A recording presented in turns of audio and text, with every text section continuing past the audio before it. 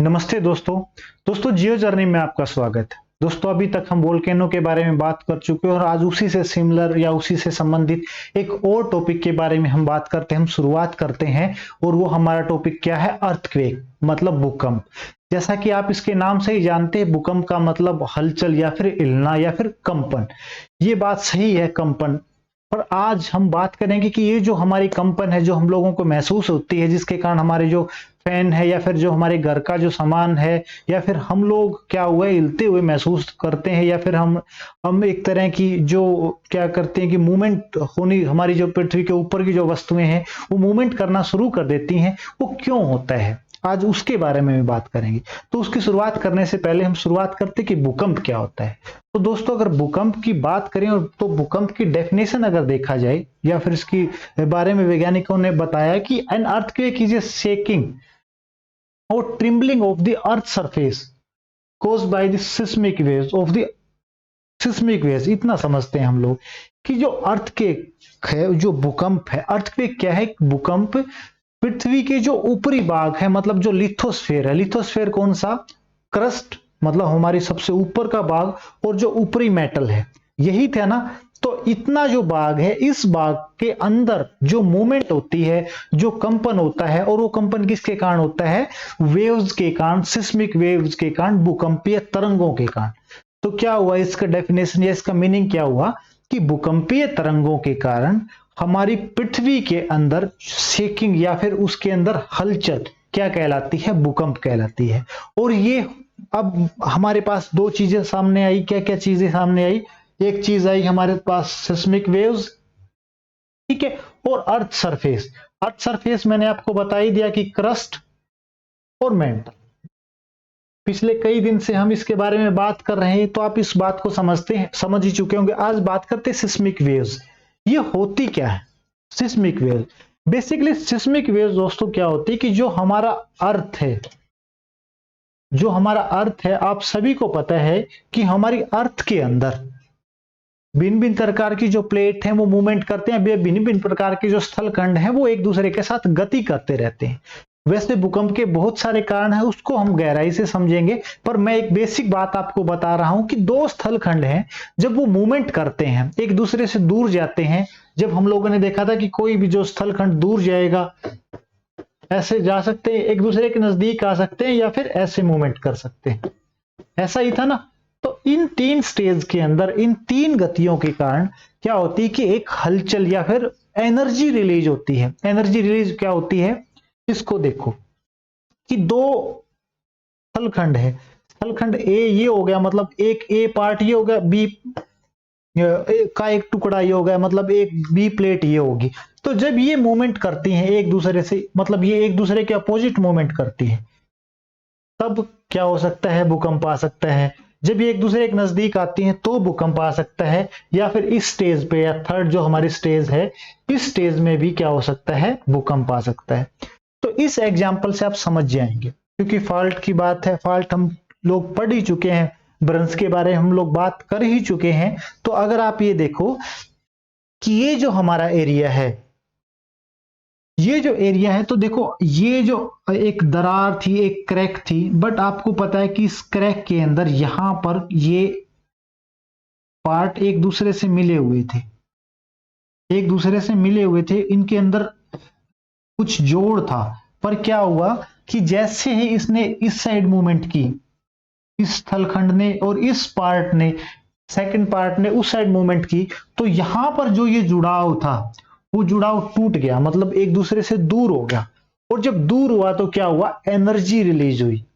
और जब energy release हुई, मतलब एनर्जी जब यहां से निकली, तो वही एनर्जी क्या कहलाई? हमारी वेव्स कहलाई, या वही एनर्जी क्या कहलाई? हमारी तरंगे कहलाई।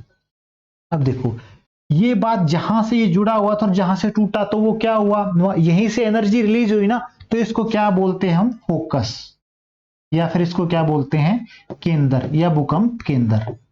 अब देखो सेकंड बात कि यहां से एनर्जी चली, तो आप देखोगे ये एनर्जी सबसे पहले कहां पर पहुंचेगी? सबसे कम जगह पे। तो सबसे नजदीक जगह कौन सी है इसकी? ये इसके बिल्कुल ऊपर वाली या 90 डिग्री वाली, वही सबसे नजदीक जगह हुई ना।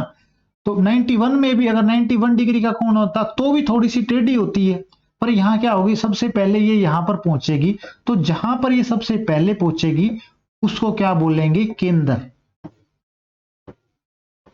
या अधिकेंद्र, अधिकेंद्र। ठीक है, इसको इंग्लिश में क्या बोलते हैं, एपीसेंटर, इसको एपीसेंटर भी बोलते हैं। तो हमारे पास क्या चीज आई कि एनर्जी रिलीज हुई, किस रूप में रिलीज हुई, ऊर्जा के रूप में रिलीज हुई या तरंगों के रूप में रिलीज हुई। और जब तरंगों के रूप में रिलीज हुई तो सबसे पहले कहां पर पहुंची, एक ऐसे एरिया के ऊपर पहुंची, एक ऐसे क्षेत्र के ऊपर पहुंची जहां पर वो सबसे पहले काउंट की गई या गिनती की गई उनकी, या उनका मेजरमेंट किया गया। और वो एरिया कौन सा था, हमारा एपीसेंटर। अब आप देखो, यहां से ये तरंगे यहां तक चली गई, ठीक है, यहां तक चली गई, क्यों, क्योंकि ये तो नीचे से ऊपर आई। अब क्या होगा, ये तरंगे यहां पर आने के बाद इस टाइप फैलना शुरू हो जाएंगी, ठीक है, इस टाइप फैलना शुरू हो जाएंगी। और इस टाइप जब ये फैलना शुरू हो जाएंगी, दूर तक चलती जाएंगी इस एपीसेंटर से, और जो भी जहां भी, मतलब यहां पर कोई शहर है, मतलब कोई सिटी लगा लेते हैं, इस एपीसेंटर में, सेंटर में कोई सिटी लगा लेते हैं, एग्जांपल दिल्ली, दिल्ली हम लोग एग्जांपल मान लेते हैं। तो इस दिल्ली से जब ये तरंगे शुरू होंगी तो दिल्ली से नजदीक सबसे पार्ट कौन सा है, जहां पर, मतलब ये लगाओ 4 बजे ये यहां पर पहुंची, ठीक है, 4 बजे इस बी पार्ट पर पहुंची, 4 ही बजे ये सी पार्ट पर पहुंची, और 4 ही बजे ये डी पार्ट पर पहुंची। तो 4 बजे, या मतलब जिस समय पर या जिस एनर्जी से जो तरंगे मिली, उन सभी स्थानों को मिलाने वाली रेखा क्या कहलाती है, सिस्मिक वेव्स। क्या वो कहलाती है, आइसोसिस्मिक लाइन। इसके बारे में बात करते हैं, आइसोसिस्मिक लाइंस, या फिर इसको बोलते हैं हम लोग भूकंप रेखाएं,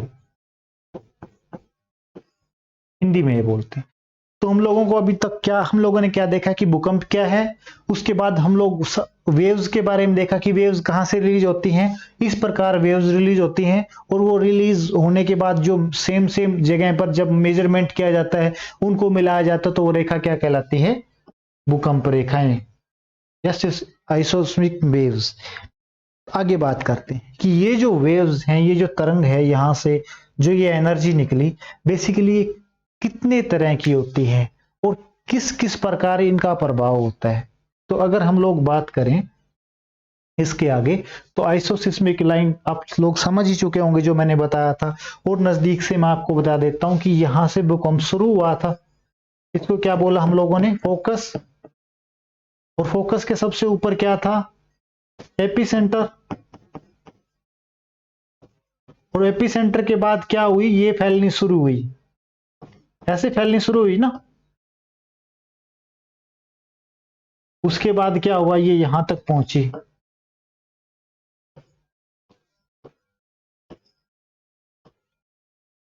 यहां पर पहुंची ना।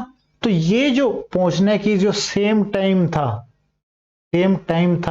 या और सेम इंटेंसिटी थी, या मतलब सेम गहनता थी, इनके अंदर सेम एनर्जी थी। मतलब यहां भी इस तरंग की एनर्जी 100% थी, यहां भी 100% थी, मतलब यहां भी 100% थी, यहां भी 100% थी, यहां भी 100 थी, यहां भी 100 थी, और यहां भी 100 थी।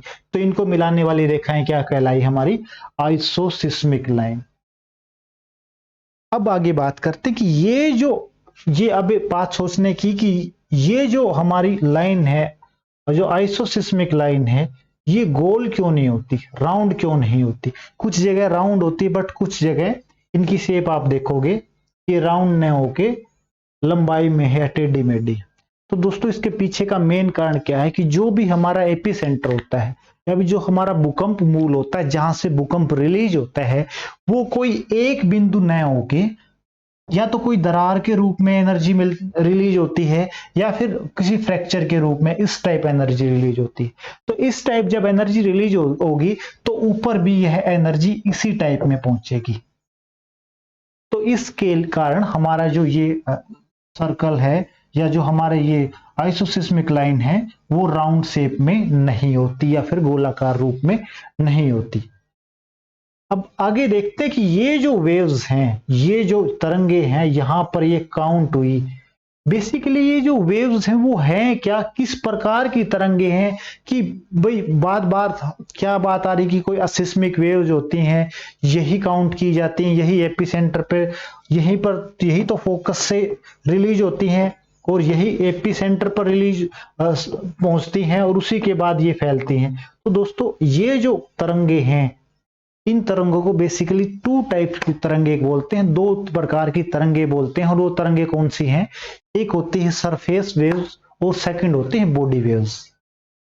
कौन कौन सी तरंगे हुई, एक हुई हमारी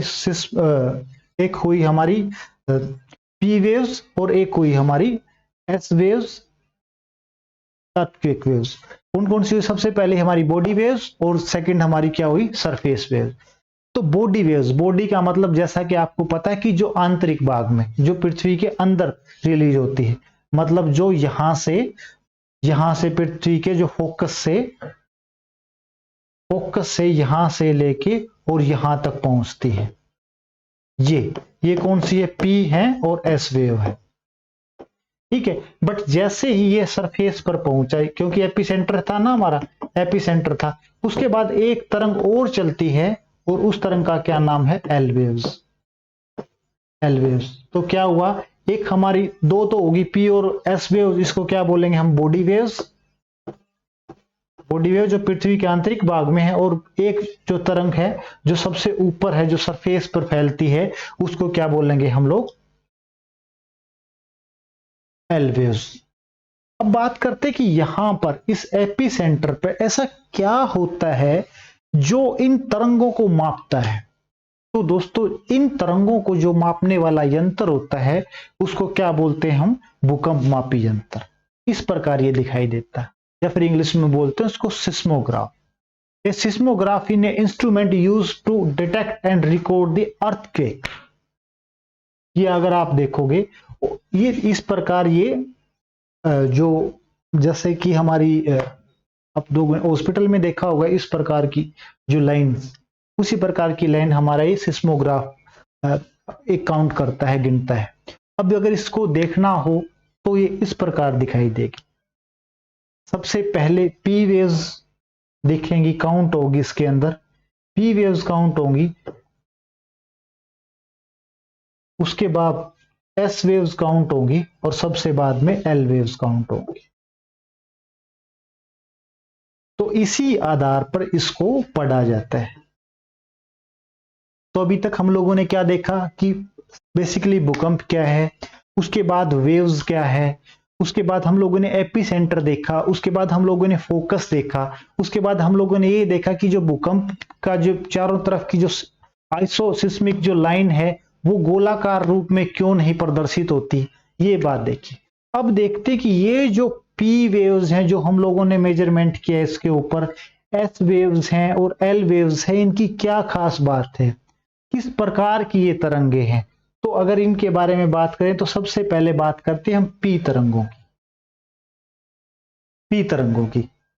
तो जो पी वेव्स हैं हमारी, जो हमारी किसी स्पेसिफिक एरिया से सबसे पहले रिलीज होती है, मतलब हम लोगों ने देखा था ना कि हमारे जो फोकस है, हमारा जो फोकस है या फिर भूकंप के अंदर है, यहां से ये रिलीज हुई तो क्या होगी, ये इस साइड मतलब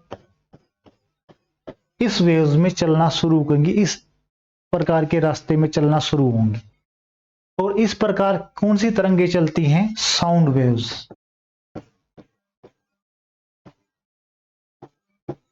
साउंड वेव इसी प्रकार गति करती है ना, और ये कैसे गति करती हैं, ये इसको पुश कर देगी तो यहां पर इंटेंसिटी बढ़ जाएगी, उसके बाद ये इसको पुश कर देगी, उसके बाद यहां पर डेंसिटी बढ़ जाएगी, और इस प्रकार डेंसिटी बढ़ जाएगी, और धीरे धीरे धीरे जो हमारा एपिसेंटर होगा, यहां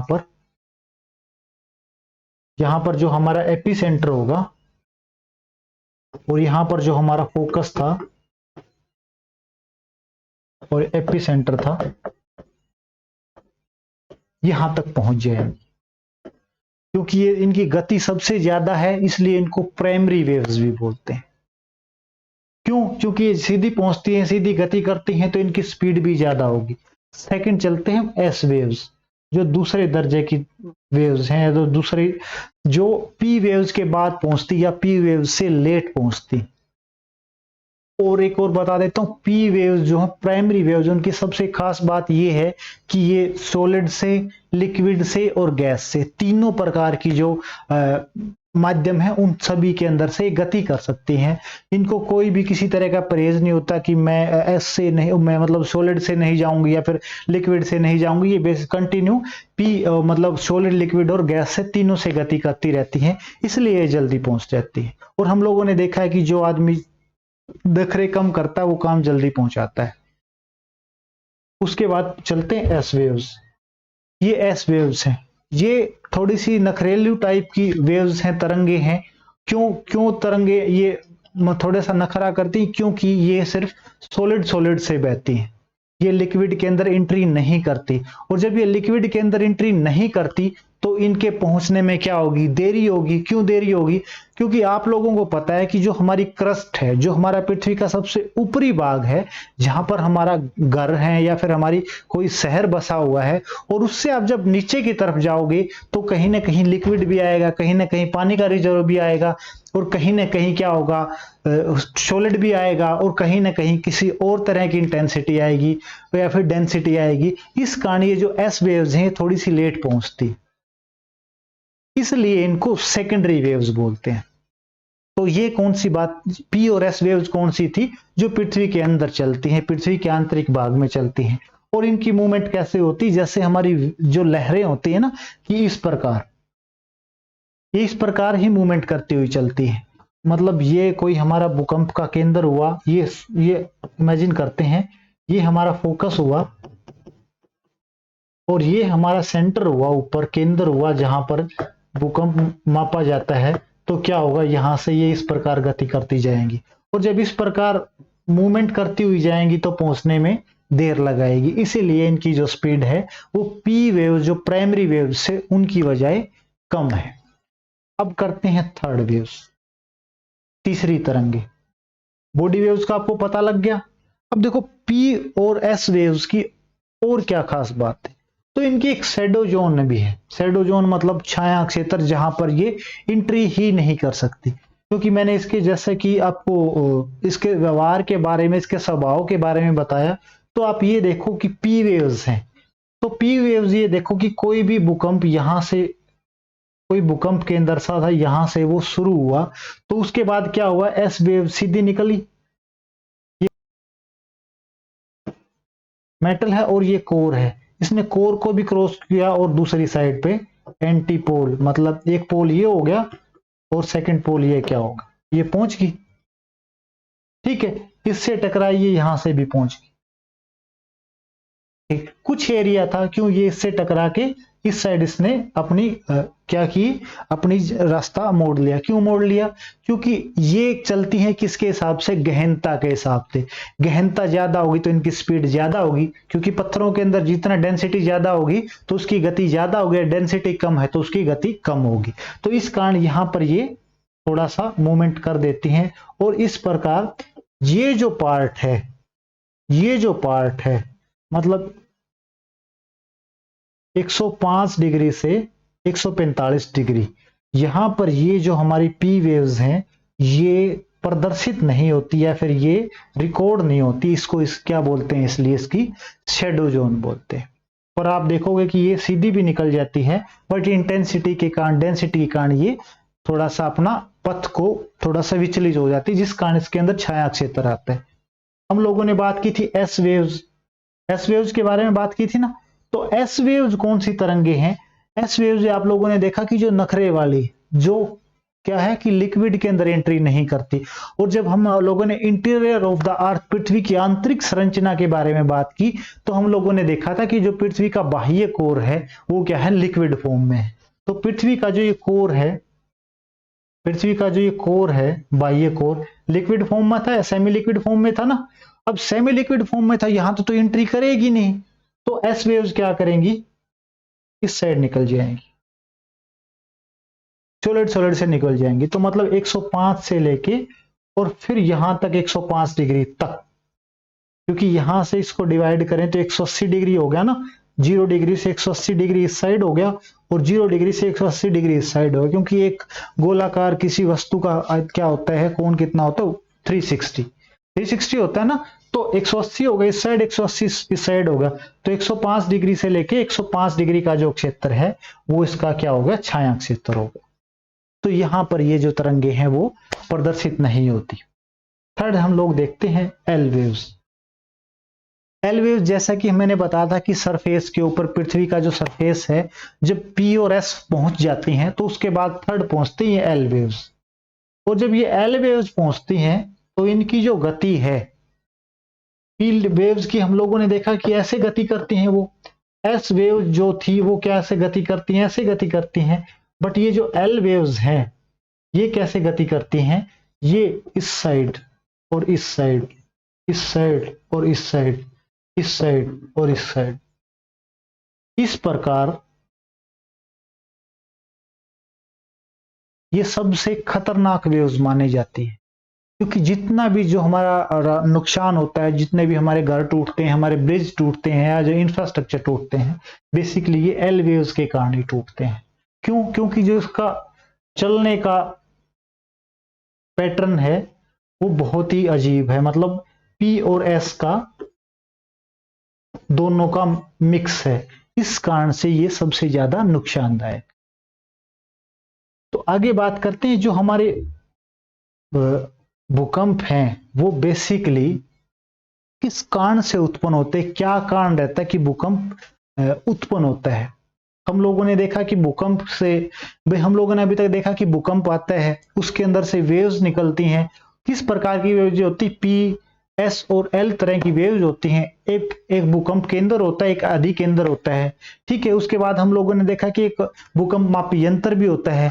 उसके बाद हम देखते हैं कि जो भूकंप है हमारा, वो बेसिकली मापा कैसे जाता है। अगर भूकंप को मापा जाए तो बेसिकली हम देखते हैं कि 2 स्केल हैं भूकंप को मापने के, और वो कौन कौन से हैं, एक है मर्केली स्केल और एक है रिएक्टर स्केल। कई बार क्वेश्चन पूछ लेता है आपसे सीधा सीधा कि मर्केली स्केल या रिएक्टर स्केल किसको बोलते हैं, किससे संबंधित है। तो ये किससे संबंधित है, भूकंप से संबंधित है। तो आज देखते हैं कि जो रिएक्टर स्केल है वो क्या है और जो मर्केली स्केल है वो क्या है। पहले हम बात करते हैं रिएक्टर स्केल की। किसकी बात करते हैं, रिएक्टर स्केल की। तो इस रिएक्टर स्केल में बेसिकली क्या मापा जाता है, एनर्जी।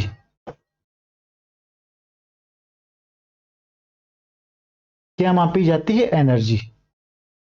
अब एनर्जी कैसे मापी जाती है मैं आपको बता देता हूं। हम लोगों ने क्या देखा था इससे पहले, हम लोगों ने देखा था कि कोई भूकंप मूल होता है, भूकंप का सेंटर होता है, कि यहां से क्या निकलती है, एनर्जी निकलती है ना।